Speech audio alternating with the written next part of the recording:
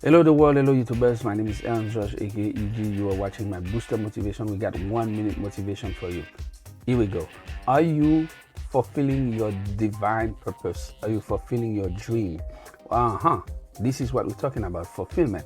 Fulfillment is the achievement of something desired, promised, and predicted. Everybody, each of one, have something that we want to accomplish, and we are believe that we are promised to. We have something promised to us. If we do this, we will obtain that. That's when if you work hard in this field, you will have this trophy. If you compete well, you will become a champion. If you work hard, you will have this commission. Okay, this is promised, and we got things that are predicted, because according to your performance now, your future might be predicted. People might see what you can obtain in your life, but if you do not do this thing, it will be hard for you to live a life of fulfillment. That's why you should apply persistence and discipline into your life to obtain what you want and to take your life to the next level. This is it. 1 minute motivation.